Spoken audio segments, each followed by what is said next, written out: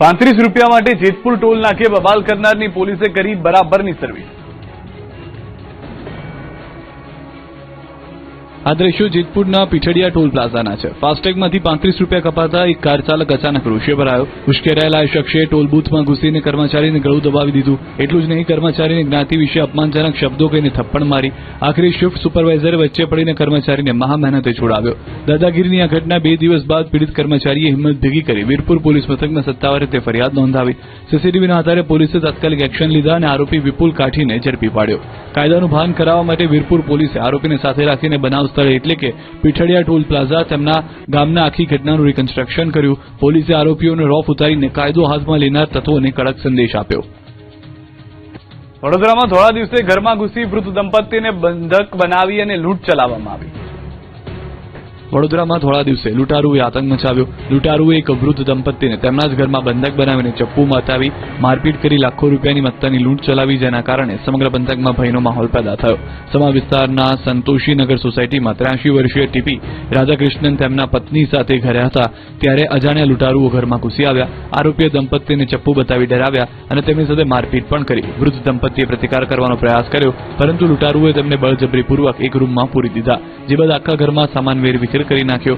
લૂંટારુઓ ઘરમાંથી 12,000 રૂપિયા રોકડા, સોનાના કિંમતી દાગીના, પર્સ અને મોબાઈલ ફોનની લૂંટ ચલાવી। લૂંટ કર્યા બાદ આરોપીઓ દંપતીને રૂમમાં બંધ હાલતમાં છોડીને પલાયન થઈ ગયા। દંપતીએ બૂમાબૂમ કરતા આસપાસના લોકો દોડી આવ્યા અને તાત્કાલિક પોલીસને જાણ કરી। ઘટનાની જાણ થતાં જ ઉચ્ચ પોલીસ અધિકારીઓનો કાફલો ઘટના સ્થળે પહોંચી ગયો। પોલીસે સોસાયટી અને આસપાસના રસ્તા પર લાગેલા સીસીટીવી ફૂટેજ તપાસતા લૂંટારુઓ જોવા મળ્યા, જેના આધારે પોલીસે અલગ અલગ ટીમો બનાવી તપાસ હાથ ધરી હતી।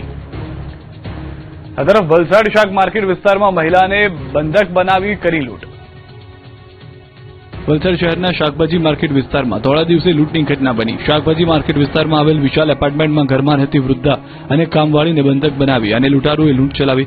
ઘરમાંથી સોનાના ઘરેણાં અને રોકડ રકમની મોબાઈલ સહિતની લૂંટ કરી 3 લૂંટારુઓ ફરાર થઈ ગયા।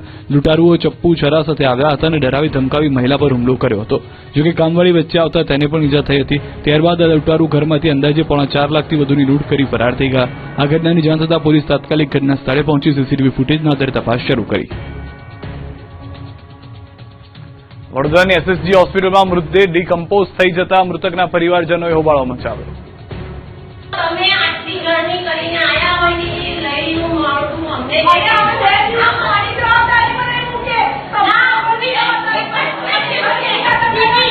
મૃત્યુ બાદ માતાના અંતિમ દર્શન થાય તે માટે મૃતદેહને એસએસજી હોસ્પિટલમાં કોલ્ડ રૂમમાં રાખ્યો હતો। જ્યાં સુધીમાં મૃતકનો પુત્ર અમેરિકાથી વડોદરા પહોંચ્યો ત્યાં સુધીમાં મૃતદેહ ડિકમ્પોઝ થઈ જતા પરિવારજનોએ હોબાળો મચાવ્યો। રંજનબેન વ્યાસ નામની મહિલાનું એક ખાનગી હોસ્પિટલમાં સારવાર દરમિયાન મૃત્યુ થયું। તેમનો પુત્ર વિદેશમાં હોવાથી તેને પરત આવ્યા બાદ અંતિમ સંસ્કાર કરવાનું નક્કી કરાયું। આથી મૃતદેહને સુરક્ષિત રાખવા માટે 2 દિવસ અગાઉ એસએસજી હોસ્પિટલના કોલ્ડ રૂમમાં રાખવામાં આવ્યો હતો। 2 દિવસ બાદ જ્યારે રંજનબેનનો પુત્ર વિદેશથી વડોદરા પરત ફર્યો અને અંતિમ દર્શન માટે હોસ્પિટલ પહોંચ્યો ત્યારે પરિવાર સ્તબ્ધ થઈ ગયેલો હતો, કારણ કે કોલ્ડ રૂમમાં રાખવામાં આવેલા મૃતદેહની સ્થિતિ ખૂબ જ ખરાબ હતી। મૃતદેહમાંથી દુર્ગંધ આવતી હોવાથી પરિવારજનોમાં આક્રોશ ફાટી નીકળ્યો। પરિવારજનોનો આક્ષેપ છે કે જ્યારે તેમણે આ બેદરકારી બાબતે જવાબ માંગ્યો ત્યારે હોસ્પિટલના સ્ટાફે પોતાની ભૂલ સ્વીકારવાને બદલે તેમની સાથે અત્યંત ઉદ્ધતાઈભર્યું વર્તન કર્યું। હોસ્પિટલ પરિસરમાં વાતાવરણ તંગ બની જતા પોલીસ કાફલો ઘટના સ્થળે પહોંચી રોષે ભરાયેલા પરિવારજનોને શાંત પાડ્યા અને મામલો થાળે પાડ્યો। સરકારી હોસ્પિટલની બેદરકારી આવતા સામે અનેક સવાલો ઉભા થયા છે। જો કોલ્ડ રૂમ કાર્યરત હતો તો મૃતદેહ ડિકમ્પોઝ કઈ રીતે થયો? સ્થાનિક સ્વરાજની ચૂંટણી જીત્યા બાદ ગાંધીનગરમાં ભાજપે લંચ ડિપ્લોમસી કરી।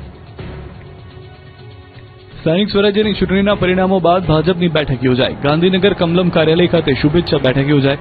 ઉચ્ચ નેતાઓએ સાથે ભોજન લીધું। સીએમ ભૂપેન્દ્ર પટેલ, નાયબ મુખ્યમંત્રી હર્ષ સંઘવી, પ્રદેશ અધ્યક્ષ જગદીશ વિશ્વકર્મા હાજર રહ્યા।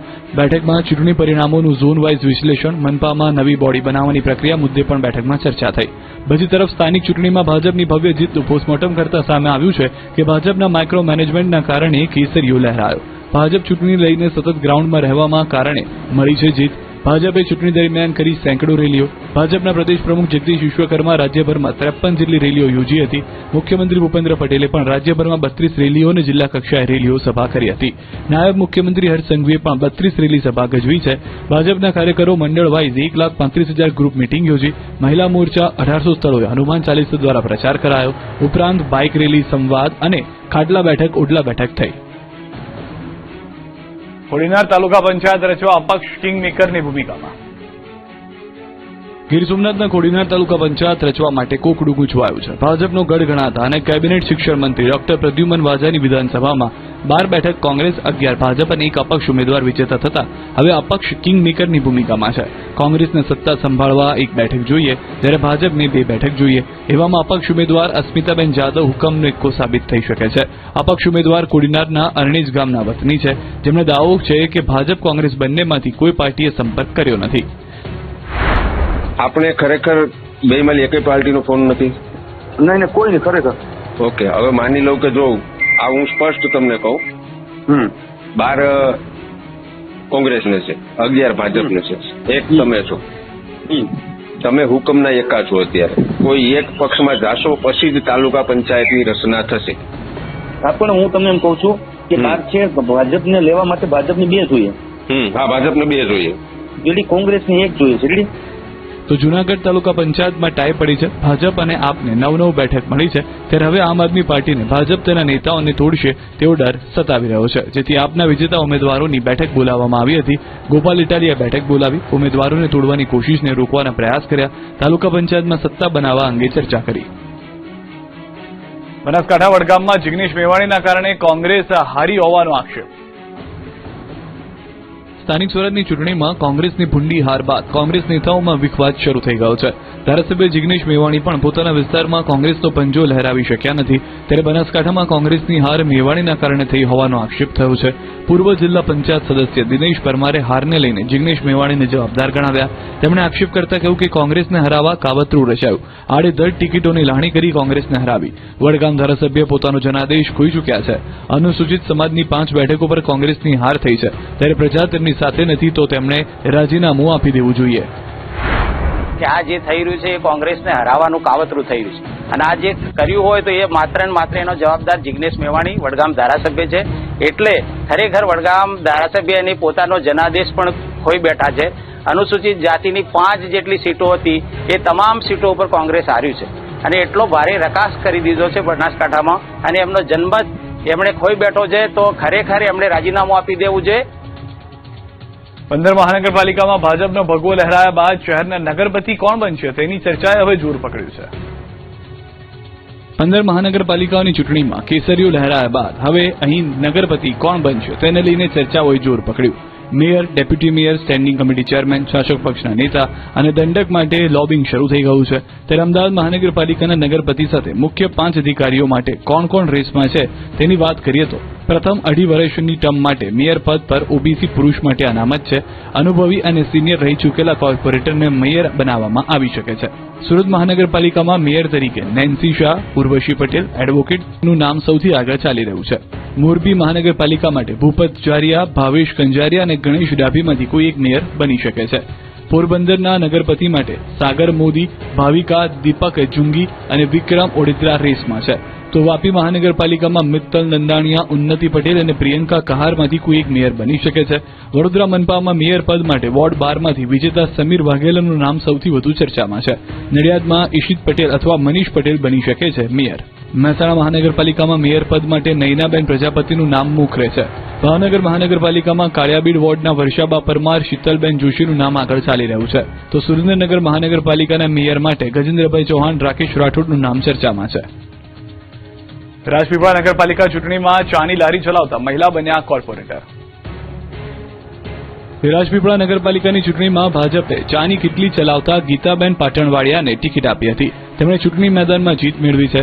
મતદાન બાદ પરિણામ જાહેર થતાં જ ગીતાબેન પાટણવાડિયા વિજેતા જાહેર થયા અને તેમની ખુશીનો પાર ન રહ્યો. ચૂંટણી દરમિયાન ગીતાબેન પાટણવાડિયાએ ઘર ઘર જઈને જનતા સાથે સીધો સંપર્ક સાધ્યો. પોતાની સાદગી, મહેનત અને લોકો સાથેના લાગણીસભર સંબંધને કારણે તેઓ ઝડપથી મતદારોના મનમાં સ્થાન બનાવી શક્યા.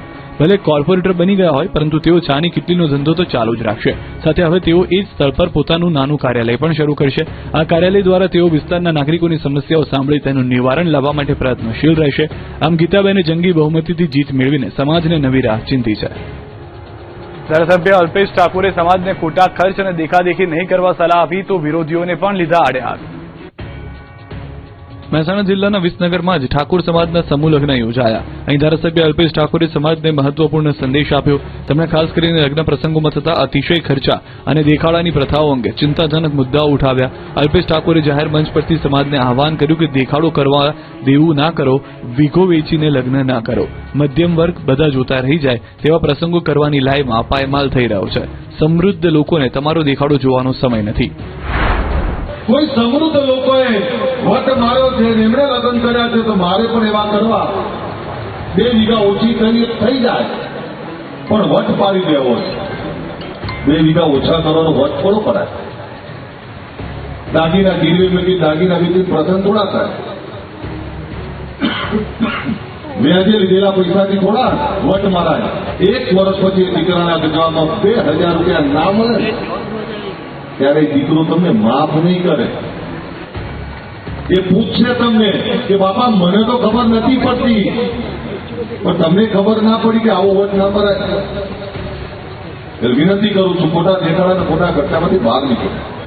તો આ પ્રસંગે ઠાકોર ક્ષત્રિય સેનાને તોડવાનું કામ કરતા લોકોને પણ અલ્પેશ ઠાકોરે આડે હાથ લીધા. 1-2% લોકો એવા છે કે આ સમાજની એકતા જોવા નથી માંગતા, આ સમાજને શિક્ષિત સદભર જોવા નથી માંગતા, આ સમાજને સમૃદ્ધ જોવા નથી માંગતા. એવા લોકોથી ચેતવાની જરૂર છે. ઘણા લોકો એમ કે તમે એક કરવા આવ્યા, એક તો થઈ ગયો, હવે તમે તોડવાના પ્રયત્ન કરો છો. એવા લોકોને રોકવાની જરૂર છે.